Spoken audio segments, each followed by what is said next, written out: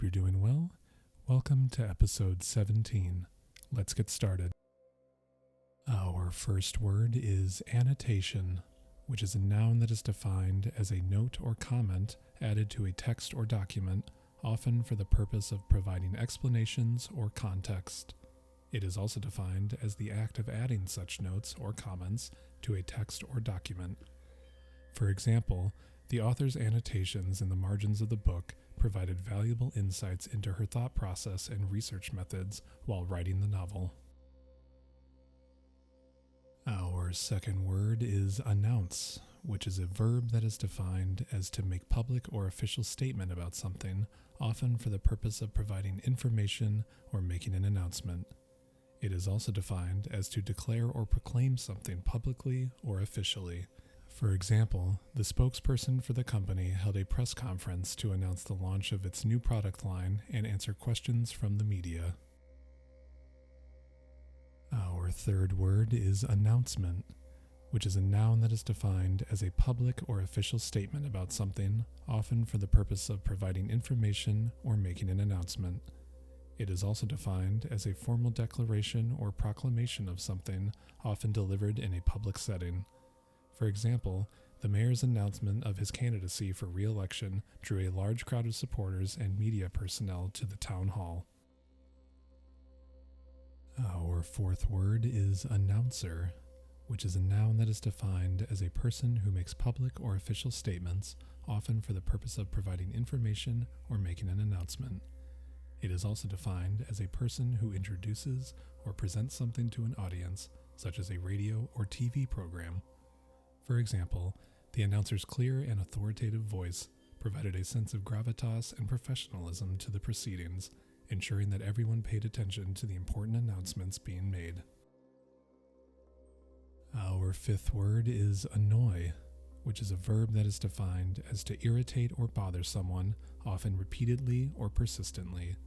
It is also defined as to cause discomfort or inconvenience to someone, often through one's actions or behavior. For example, the loud and incessant tapping of the keyboard by the coworker at the next desk was starting to annoy me, making it difficult to concentrate on my work. Our sixth word is annoyance, which is a noun that is defined as the feeling of being irritated or bothered by someone or something. It is also defined as something or someone that causes discomfort or inconvenience, often repeatedly or persistently. For example, the constant beeping of the car alarm outside was a source of annoyance for the entire neighborhood, making it difficult to sleep or concentrate on anything else. Our seventh word is annoyed, which is an adjective that is defined as feeling slightly angry or irritated by someone or something. It is also defined as showing signs of being bothered or irritated by something. For example, he was annoyed with his colleague for constantly interrupting him during the meeting, making it difficult for him to present his ideas coherently. Our eighth word is annoying, which is an adjective that is defined as causing irritation or annoyance to someone, often repeatedly or persistently. It is also defined as causing discomfort or inconvenience to someone, often through one's actions or behavior. For example, the annoying sound of the dog barking next door was distracting and made it impossible to concentrate on anything else. Our ninth word is annual, which is an adjective that is defined as occurring once a year or on a yearly basis. It is also defined as lasting for a year or a growing season. It is also defined as of, relating to, or determined by a year. For example, the annual report presented by the company's CEO summarized the organization's achievements and financial performance over the past year. Our 10th word is annually, which is an adverb that is defined as once a year or on a yearly basis. It is also defined as for each year or measured by the year. For example, the company's sales figures are reviewed annually to assess its performance and identify areas for improvement. Our 11th word is annuity, which is a noun that is defined as a fixed sum of money paid to someone at regular intervals, typically annually, either for their lifetime or for a fixed term. It is also defined as a financial product, such as an insurance policy or investment contract, that guarantees a fixed sum of money to be paid out to the holder at regular intervals. For example, the retiree received an annuity from his pension plan that provided him with a fixed income for the rest of his life. Our 12th word is annul, which is a verb that is defined as to declare invalid or void, usually relating to a legal or formal agreement or contract. It is also defined as to cancel or revoke, especially a decision or court ruling. For example, the court ruled to annul the marriage due to evidence of fraud and misrepresentation, effectively declaring it null and void from the start.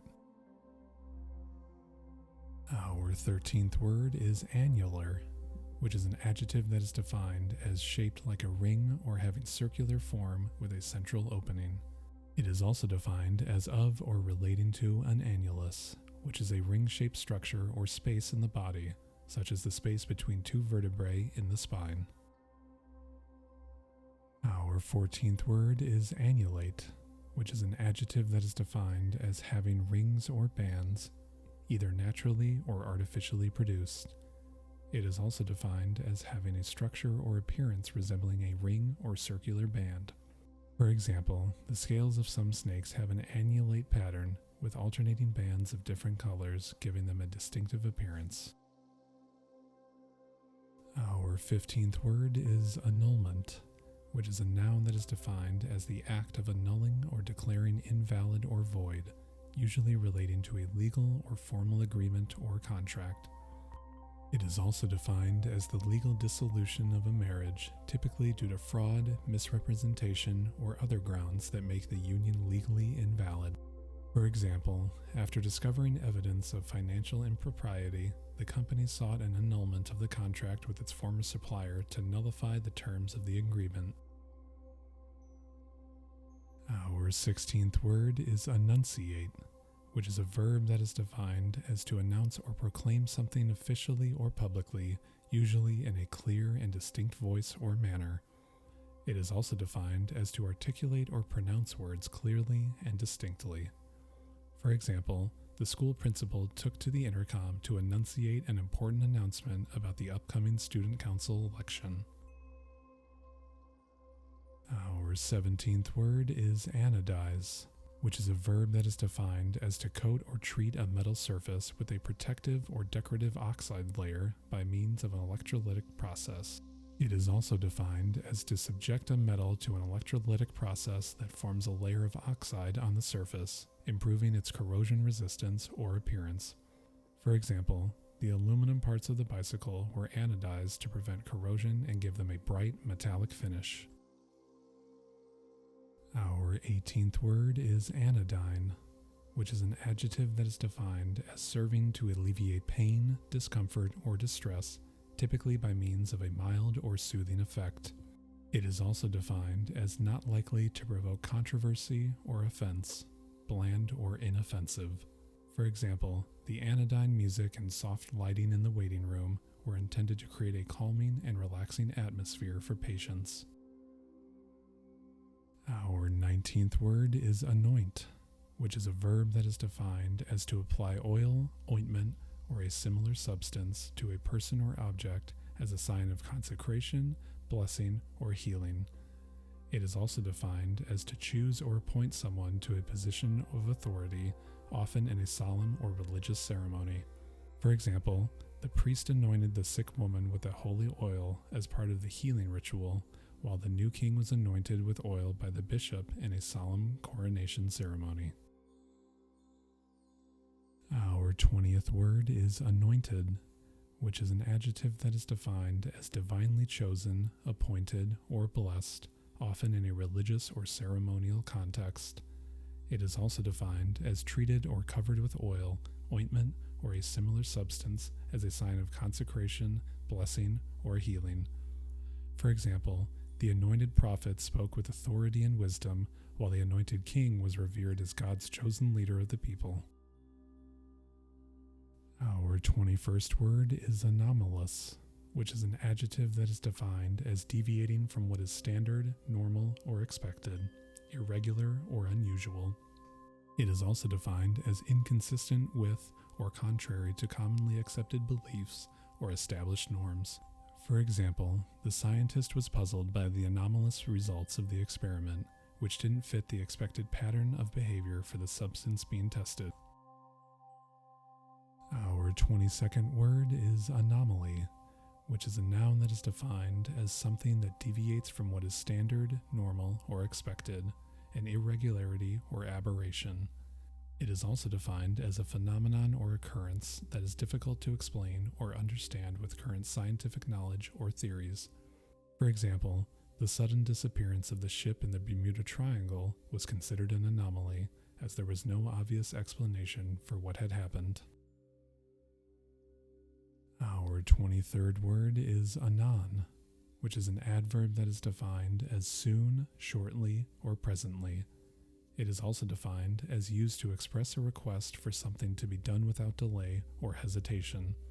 For example, "I will return anon," said the messenger as he hurried away to deliver the urgent message. Our 24th word is anonym, which is a noun that is defined as a name that is not real or is used instead of a person's real name, especially for the purposes of privacy or protection. It is also defined as a pseudonym, pen name, or other false name used by an author, artist, or performer. For example, the author of the controversial article wrote it under an anonym as she feared backlash from those who disagreed with her opinion. Our 25th word is anonymity, which is a noun that is defined as the state of being anonymous or having an unknown or undisclosed identity. It is also defined as the condition of being nameless, faceless, or unrecognized in a social or public context. For example, online forums provide a level of anonymity that can encourage people to express themselves freely, but this can also lead to negative or harmful behavior.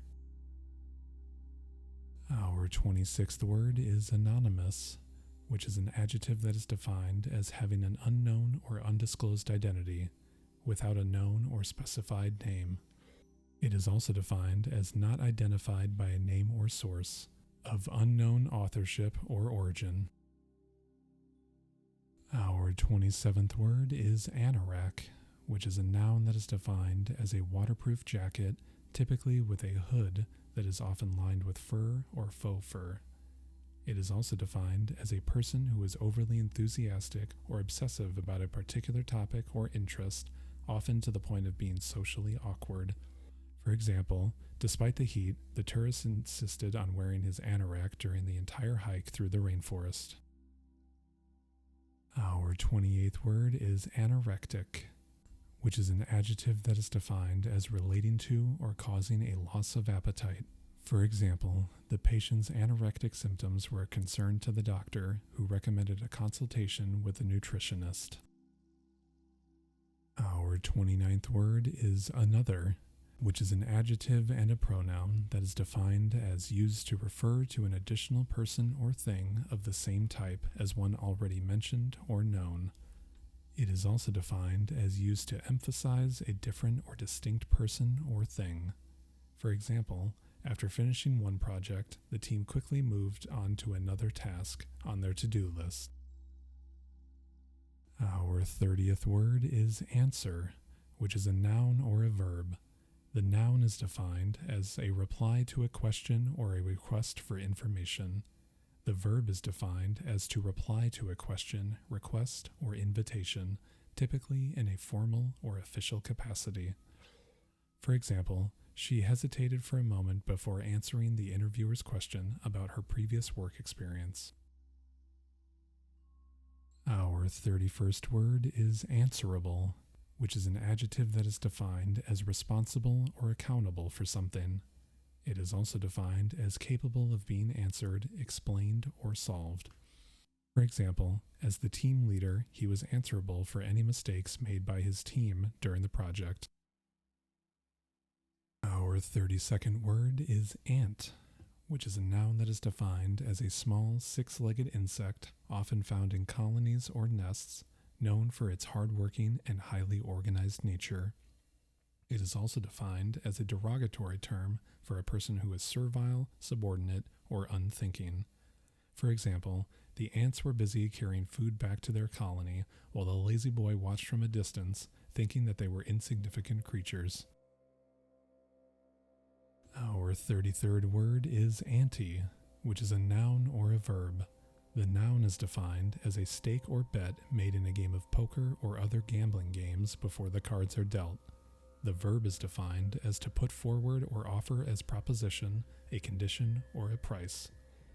For example, the players at the poker table each placed their ante before the game began, and the dealer dealt the cards. Our 34th word is antecede, which is a verb that is defined as to precede in the time or order, to come before something else. It is also defined as to antedate or predate, to assign a date earlier than the actual date. For example, the ancient civilization of Greece antecedes the modern European countries in terms of history and culture. Our 35th word is antechamber, which is a noun that is defined as a small room or chamber that serves as an entrance to a larger room or space. It is also defined as a waiting room or reception area outside an important person's office or residence. For example, the guests were asked to wait in the antechamber before being led into the grand ballroom for the reception. Our 36th word is antedate, which is a verb that is defined as to date something with an earlier date than it actually occurred. It is also defined as to precede in time, to come before something else in time. For example, the historical artifacts found in the excavation antedate the period of the city's recorded history. Our 37th word is antenna, which is a noun that is defined as a slender, flexible appendage found on the head of insects, crustaceans, and some other arthropods, which is used for touch, taste, and sometimes hearing. It is also defined as a device for transmitting or receiving radio or television signals consisting of a metal rod or wire or a combination of these mounted on a base. For example, the moth's antennae were highly sensitive to the pheromones released by the female, guiding him toward a potential mate. Our 38th word is anterior, which is an adjective that is defined as situated at or toward the front of a body or structure. It is also defined as coming before in time or order, prior or earlier. For example, the anterior part of the brain controls voluntary movement, while the posterior part is responsible for processing sensory information. Our 39th word is anthem, which is a noun that is defined as a rousing or uplifting song or piece of music, typically associated with a particular group, body, or cause. It is also defined as a religious choral composition, typically in 4 parts, sung during church services. For example, the national anthem of the United States is sung before the start of major sporting events to honor the country and its flag. Our 40th word is anthology, which is a noun that is defined as a published collection of poems, stories, songs, or other pieces of writing. It is also defined as a collection of selected writings by one author. For example, this anthology of classic horror stories includes work by Edgar Allan Poe, H.P. Lovecraft, and Bram Stoker. Our 41st word is anthropology, which is a noun that is defined as the study of human societies, cultures, and their development. It is also defined as the scientific study of humans, human behavior, and societies, especially in relation to culture and social customs. For example, she studied anthropology in college and learned about the cultural practices of different groups of people around the world. Our 42nd word is anti, which is a prefix that is defined as opposed to, against. It is also defined as preventing or countering. For example, the new medicine was designed to be an antihistamine, blocking the effects of allergic reactions. Our 43rd word is antibacterial, which is an adjective that is defined as capable of destroying or inhibiting the growth of bacteria. It is also defined as relating to substances or treatments that kill or inhibit the growth of bacteria. For example, many cleaning products today contain antibacterial agents to help prevent the spread of germs. Our 44th word is antibiotic, which is a noun that is defined as a substance provided by living organisms, such as bacteria or fungi, that can destroy or inhibit the growth of other microorganisms.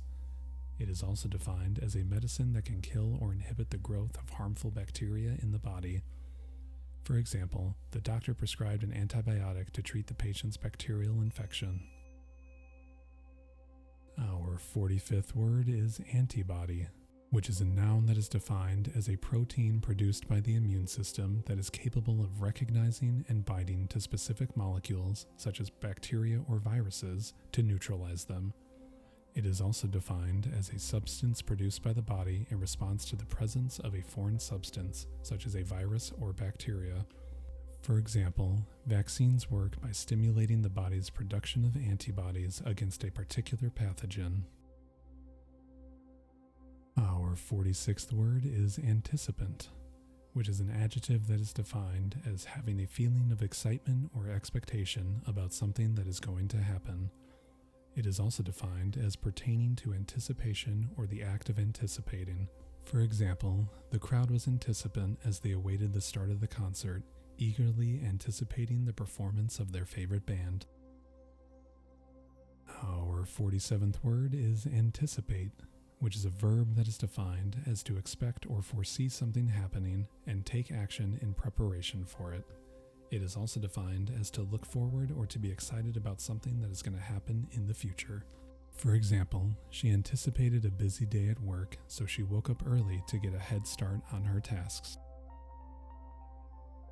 Our 48th word is anticipation, which is a noun that is defined as a feeling of excitement, eagerness, or anxious expectation about something that is going to happen. It is also defined as the act of preparing for or looking forward to something that is expected to happen in the future. For example, the anticipation for the new movie release was palpable, with fans waiting in line for hours to secure their tickets. Our 49th word is anticlimactic, which is an adjective that is defined as referring to a disappointing or unsatisfying end to an exciting or dramatic series of events or story. It is also defined as describing a situation where the resolution or outcome is far less significant or impactful than what was anticipated. For example, the much anticipated game turned out to be quite anticlimactic, with both teams failing to score any points. Our 50th word is antidote, which is a noun that is defined as a medicine or other remedy that counteracts the effect of a poison or disease. It is also defined as something that relieves, prevents, or counteracts harm or unpleasant effects. For example, the hospital administered an antidote to the patient to counteract the effects of the poison. Thank you so much for watching. Don't forget to like and subscribe, and I'll see you in the next episode.